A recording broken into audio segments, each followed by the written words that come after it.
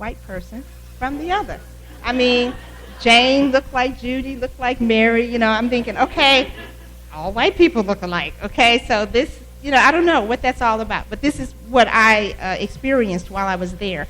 Another funny thing is that since there were so few of us in the dormitories there, you know how we do. We all kind of pack together, right? Okay, so every evening in the dormitories, there was like Law Hall on one side, Bates on the other. I was in law, and of course the lobby kind of was the focal point, and it joined the two dormitories. And so every evening after the dinner, all of the black kids, all of the black women who lived in the dorms would come together in the lobby, and there were like two round tables, and the handful of black athletes who were there, I think we had Warren McVeigh and Elvin Hayes, and all these guys were there at that time. We would monopolize the lobby. We would take every chair, every seat in the lobby, and we would play bid whist until it was time for the dorm to close and the guys to leave. Okay, so that was a really neat experience. Also, I was there at the University of Houston when we had the first African American homecoming queen, and her name was Lynn Usan. And Lynn, by the way, she ended up coming to a very tragic end. She was murdered. And today, I think it's still a cold case. They don't know who murdered her. But after she graduated from the University of Houston, she was a political science major, and she went to work for in Fifth Ward at one of the newspapers that was there at the time. And anyway, the story was told that she was at a bus stop, and some guy, she took a ride, or they forced her into the car, and before you know it, later on they found her stabbed several times, and she was dead. But anyway, I was there at the University of Houston, 1968, 69, when Lynn became the homecoming queen.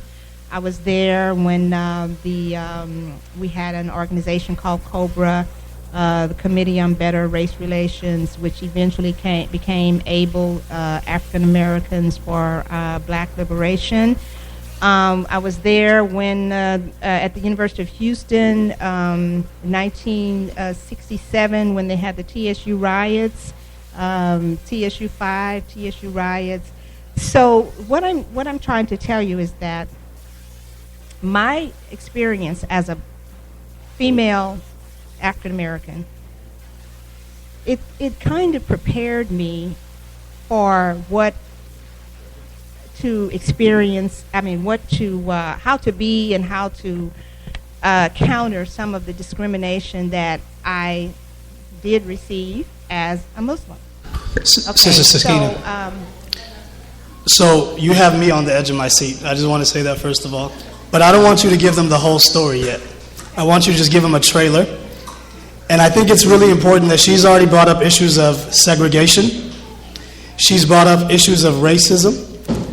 She's brought up issues of things that are called intersectionality, which is when you have the intersection of multiple levels of minority status.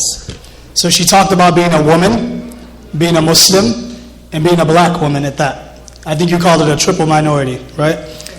These are big issues. And again, these things are part of our history. That was an amazing trailer. And I want you to keep them on the edge of their seats so that we can have a little bit of flow.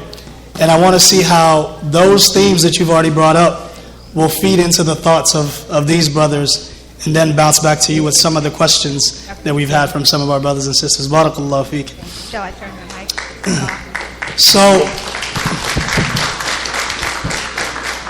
So with that, we're going to pass it to Brother Usama next. And again, the idea is an introduction into this topic about the African American experience and how did Islam influence that, and what is the way forward.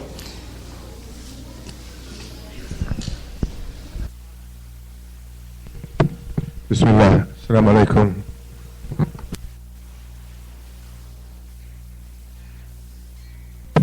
Bismillah. Assalamu alaikum wa rahmatullahi wa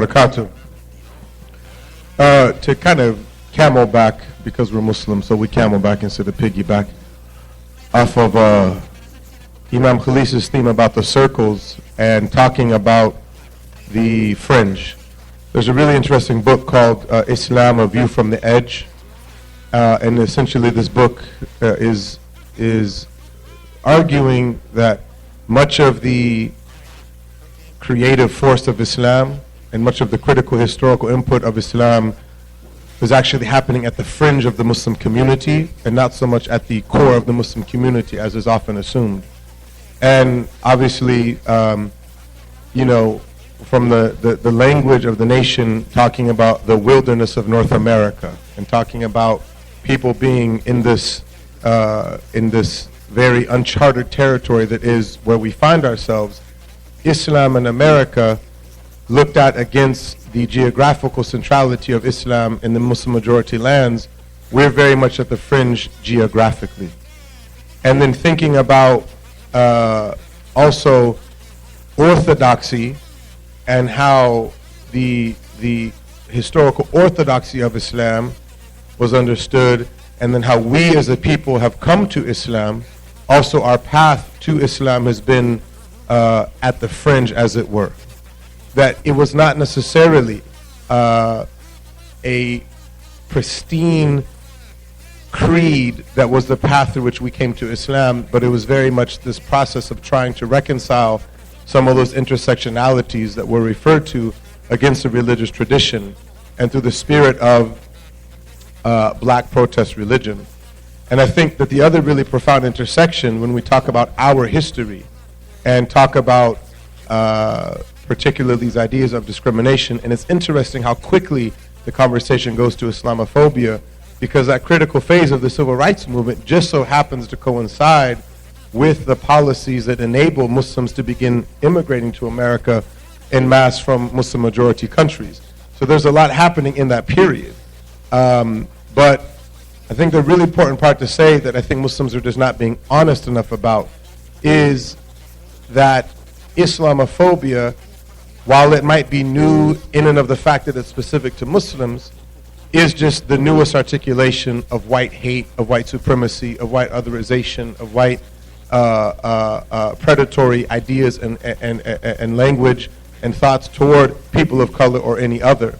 And I've been thinking a lot about what we're hearing about taking back our nation, making our nation great again. Is that really just subliminal language for trying to make America white again? And so when Muslims understand that, you know, I think the shortest way I'll say it, then I'll pass, and I hope I made it under the 5-minute mark, was what my father said to me, and this is kind of post 9/11. He said, you know, Muslims should be glad that they can take their hats off. And I said, what do you mean? He said, black folks can't change the color of their skin. In other words, Muslims may want to be thinking about how we are going to survive in a context of hate or anti-Muslim rhetoric, but to remember, and I found it interesting as I look at the faces of these beautiful women and men that line the wall of these artists, some of whom we know, most of whom are before a lot of our time. But one of the things you notice about all of their faces, or most of their faces, is that they're smiling. And they're smiling in a period historically when there was a lot of pain happening. But how did they translate that pain into beauty? How did they translate that pain into what made this beautiful art that was their art and their expression? So for me, I think we've got to be asking a bigger question when we think about knowing our history and putting ourselves right in the moment we're in, is not just how do we survive, but how do we thrive? How do we not only survive in the moment we find ourselves in, but how do we thrive? How do we continue to be producers of culture and leaders in culture and leaders in thought, and not just passive objects in this, this process, which is history. And when we talk about knowing our history, we've got to remember that history is being written as we speak. Our today is somebody else's history in the future. And so it's not only about knowing our history, but appreciating the very critical moment and very urgent moment that we find ourselves in. And my prayer in that moment is that we honor the legacy of our ancestors. And I have to say, Sister Sakinah, it's an honor to be in your presence. And I don't know if people really felt the profundity of what it means to be in the presence of people who experience those realities that many other people just read about. And we have to take advantage of the moment we have with you all in our presence to learn those lessons and to realize that that this wasn't something happening. This was something happening yesterday. It was just yesterday. So those are my opening thoughts. Wallahu ta'ala. MashaAllah ta'ala. So before we came here today, I was doing some preparation, and I made a list, reading some articles on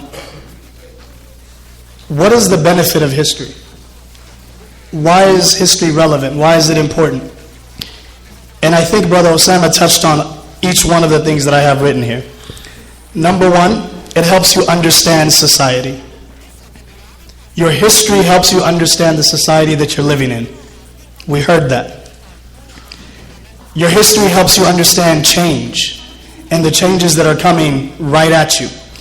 Because one of the things that you quickly realize that I picked up in what he said is that this may be new to you, but somebody else may have already gone through that exact same thing. So history helps you understand change. History provides you with a sense of your identity. So when we talk about lineage, when we talk about our forefathers, whether they're in our bloodline or just whether they're in the line of our values and our beliefs and the things that we stand up for, your history helps you identify who you are. I heard that in his answer. It helps you preserve the stories. And I think that was what was really beautiful about what Sister Sakinah went into is these stories, she can tell you a simple story from her life. And if you're paying attention, it's a history lesson. If you're paying attention, you should be seeing flashes of things that you watch on TV that she lived through. Our history should inspire us because we see the things that other people have gone through. When we see the things that the people who lived through segregation and the Bilals who had stones put on their chests, radiyallahu anhu, this is our history. It should inspire us to do something. I heard that in both of their answers. It should teach us warning signs, was one of the things that I read. Again, these aren't new problems. They may have a new twist to them, but they're not new problems. If you go back to the story of Adam in the Quran, and Malika, I should test you on this one, because it was a source of a khutbah, Surah Al-Baqarah, page 6, left side. When Allah talks about the story of Adam, wallahi, this is the beginning of racism. What did Iblis say? I'm better than him. I'm better than him. So again, our history teaches us warning signs to look out for. And then the last thing I heard in what Brother Usama said is that our history, it should teach us to be better people. It should teach us to be better people. So with that, I'm going to pass it to Imam Khalis and let him, again, feed off of what Sister Sakinah has said, what Brother Usama has said, with an introduction into his thoughts on why is our history important, what is the Black American history, and how did Islam influence that. Assalamu alaikum. So, this verse in the Quran comes to mind where Allah Ta'ala talks about He created you into nations and tribes لِتَعَارَفُوا, so that you may know one another, and this knowing one another is reciprocal. And our history is actually your history.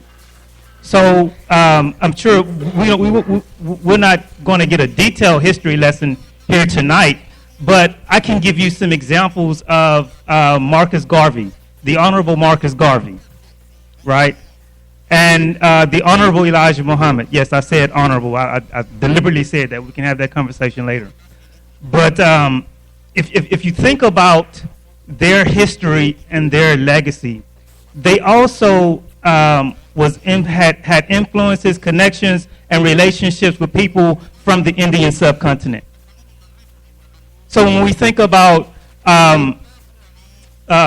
Marcus Garvey and his relationship with the Muslim from Egypt, Muhammad Dusi Ali. And who was Marcus Garvey? Marcus Garvey, the Honorable Marcus Garvey, 1923, a black man in America that was a multimillionaire that had shipping lines and trucking lines that was going back and forth all throughout the United States and